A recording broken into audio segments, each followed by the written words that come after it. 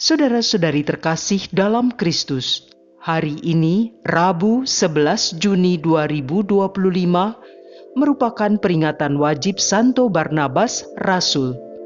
Bacaan dibawakan oleh Mary Melinda, Mazmur dilantunkan oleh Patrick Richard, dan renungan ditulis oleh Sandi Kusuma. Selamat menekuni sabda Allah. Mari berziarah dalam pengharapan untuk dunia yang lebih baik.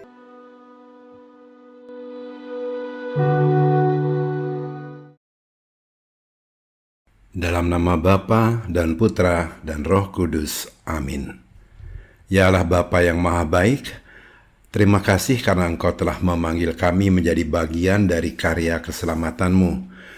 Berilah kami kemurahan hati untuk memberi seperti Engkau telah memberi kepada kami. Ajarilah kami untuk melayani tanpa pamrih, setia dalam pengabdian, dan peka terhadap kebutuhan sesama.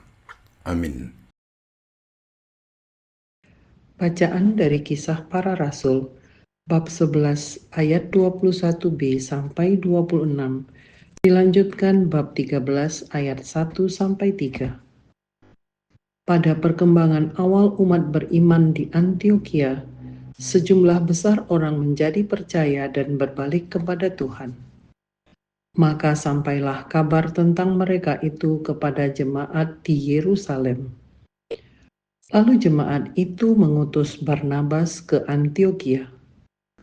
Setelah Barnabas datang dan melihat kasih karunia Allah, bersukacitalah ia. Ia menasihati mereka supaya mereka semua tetap setia kepada Tuhan. Karena Barnabas adalah orang baik, penuh dengan Roh Kudus dan iman, sejumlah orang dibawa kepada Tuhan. Lalu pergilah Barnabas ke Tarsus untuk mencari Saulus. Setelah bertemu dengan dia, ia membawanya ke Antiokhia. Mereka tinggal bersama-sama dengan jemaat itu 1 tahun lamanya, sambil mengajar banyak orang.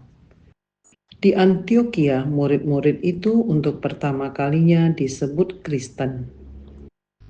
Pada waktu itu, dalam jemaat di Antiokhia, ada beberapa nabi dan pengajar, yaitu Barnabas dan Simeon yang disebut Niger, Lukius orang Kirene, Menahem yang diasuh bersama dengan raja wilayah Herodes dan Saulus.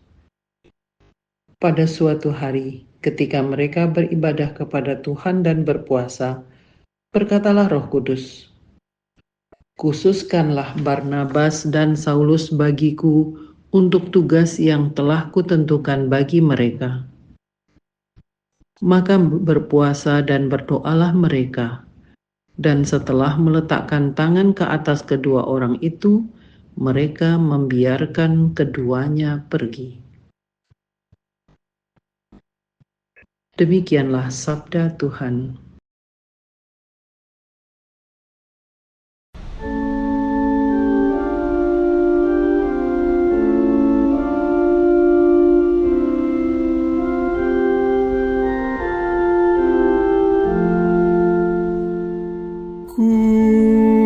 Kuduslah Engkau, ya Tuhan Allah kami. Nyanyikanlah lagu baru bagi Tuhan, sebab Ia telah melakukan karya-karya yang ajaib. Keselamatan telah dikerjakan oleh tangan kanannya, oleh lengannya yang kudus. Kuduslah Engkau, ya Tuhan Allah kami. Tuhan telah memperkenalkan keselamatan yang daripadanya. Ia Ia telah menyatakan keadilannya di hadapan para bangsa. Ia ingat akan kasih dan kesetiaannya terhadap kaum Israel. Kuduslah Engkau, ya Tuhan Allah kami. Segala ujung bumi telah melihat keselamatan yang daripada Allah kita. Bersorak-soraklah bagi Tuhan, hai seluruh bumi. Bergembiralah dan bermazmurlah. Kuduslah Engkau, ya Tuhan Allah kami. Bermazmurlah bagi Tuhan dengan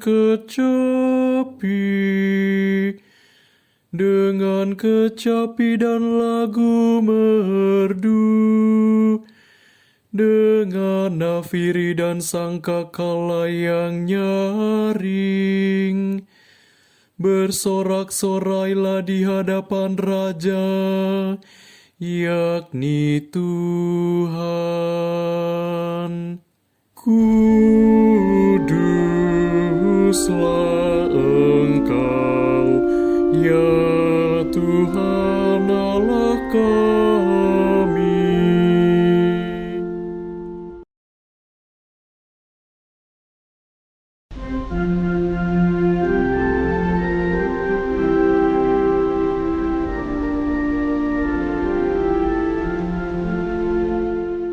Alleluia, alleluia, alleluia, alleluia.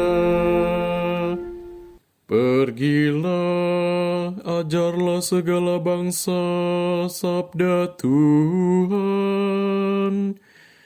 Aku menyertai kamu senantiasa sampai kepada akhir zaman.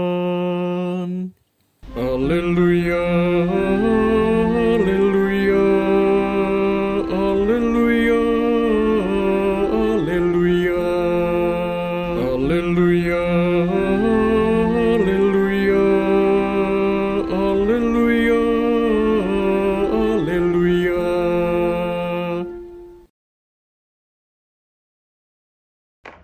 Inilah Injil suci menurut Matius, bab 10 ayat 7-13.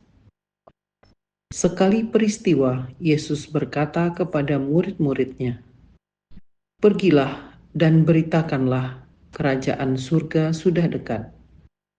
Sembuhkanlah orang-orang sakit, bangkitkanlah orang mati, tahirkanlah orang kusta, usirlah setan-setan. Kamu telah menerima dengan cuma-cuma, karena itu berilah dengan cuma-cuma pula. Janganlah kamu membawa emas atau perak atau tembaga dalam ikat pinggangmu. Janganlah kamu membawa bekal dalam perjalanan. Janganlah kamu membawa baju 2 helai, kasut atau tongkat, sebab seorang pekerja patut mendapat upahnya. Apabila kamu masuk kota atau desa, carilah di situ seorang yang layak, dan tinggallah padanya sampai kamu berangkat. Apabila kamu masuk rumah orang, berilah salam kepada mereka. Jika mereka layak menerimanya, salammu itu turun ke atasnya. Jika tidak, salammu itu kembali kepadamu." Demikianlah sabda Tuhan.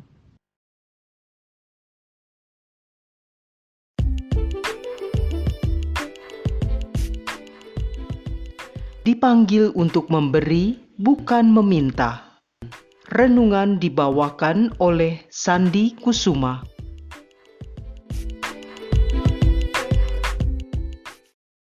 Adik-adik, Bapak, Ibu, dan saudara-saudara seiman dalam kasih Kristus. Sabda Tuhan hari ini mengingatkan kita akan pesan Yesus yang sangat tajam dan relevan. Kamu telah menerima dengan cuma-cuma, karena itu berilah dengan cuma-cuma pula. Matius 10 ayat 8. Yesus mengutus para murid dengan kuasa yang luar biasa untuk menyembuhkan orang sakit, mengusir setan, bahkan membangkitkan orang mati. Namun kuasa itu bukan untuk dikomersialkan, bukan untuk memperkaya diri, melainkan untuk membagikan kasih Allah kepada umat manusia. Kuasa yang diterima dengan cuma-cuma harus dibagikan dengan cuma-cuma pula. Maka dari itu, siapapun yang merasa dipanggil untuk melayani, entah sebagai pastor, pengkhotbah, pemusik, pengajar, atau pelayan komunitas, pada dasarnya dipanggil untuk memberi, bukan meminta. Tentu ini bukan soal menolak kolekte atau stipendium, bukan pula soal menuntut agar semua pelayanan gereja digratiskan. Yesus sendiri berkata, seorang pekerja patut mendapat upahnya, Lukas 10 ayat 7. Namun penekanannya adalah pada sikap hati bahwa kita tidak melayani untuk mendapat, tetapi karena telah menerima. Sikap ini sangat terlihat dari diri Santo Barnabas yang hari ini kita kenang. Ia dijuluki anak penghiburan. Ia bukan hanya mengajar, tetapi juga mendampingi, menguatkan, dan mengutus. Ia tidak mencari kepentingannya sendiri, melainkan menyerahkan seluruh hidupnya untuk membangun tubuh Kristus. Ketika komunitas di Antiokhia bertumbuh, Barnabas tidak menjadikan itu ladang keuntungan, tetapi justru mencari Paulus untuk membantu melayani umat yang semakin banyak.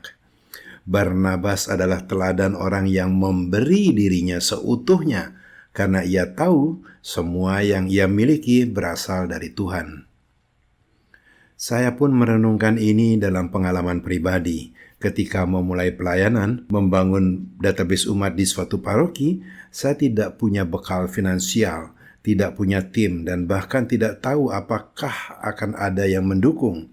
Tetapi saya percaya Tuhanlah yang memanggil, dan memang Tuhan yang memanggil, maka Dialah yang akan mencukupkan. Bekal bukanlah syarat utama untuk memulai pelayanan. Yang terpenting adalah niat yang sungguh-sungguh dan kemauan untuk memberi.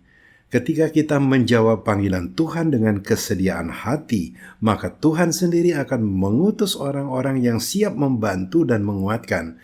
Dan itu benar-benar terjadi. Tuhan mengirim mereka yang berani berkorban, meski mereka pun bergumul dengan kesusahannya masing-masing. Pelayanan bukanlah tentang kemampuan, melainkan tentang kesediaan. Tuhan bisa memakai siapa saja, dan bahkan sering memakai orang yang dianggap tidak siap untuk menggenapi rencananya. Maka tidak ada alasan untuk menunda atau menuntut. Kalau saya punya cukup waktu, baru saya mau memberi. Tuhan tidak menunggu kita cukup, tetapi menunggu kita sedia. Janganlah kita menjadikan pelayanan sebagai jalan untuk meminta atau mencari keuntungan pribadi. Jika pelayanan kita disertai pamrih tersembunyi, maka kita sedang mencemari anugerah yang Tuhan percayakan kepada kita. Pelayanan yang sejati adalah cermin kasih yang memberi, seperti Kristus sendiri yang memberikan dirinya sepenuhnya di kayu salib, bukan untuk meminta, melainkan untuk menyelamatkan. Amin. Marilah kita berdoa. Ya Tuhan, kami bersyukur atas segala yang Engkau berikan dalam hidup kami secara cuma-cuma dan tanpa syarat. Biarlah kami pun meneladani-Mu, memberi tanpa pamrih, melayani dengan tulus, dan mewartakan Injil dengan hati yang terbuka. Jika kami dipanggil untuk memberi, tolonglah kami agar tidak tergoda untuk meminta. Jadikan hidup kami berkat bagi sesama. Dan upah kami biarlah Engkau sendiri yang menyediakannya, di bumi maupun di surga. Amin. Dalam nama Bapa dan Putra dan Roh Kudus. Amin.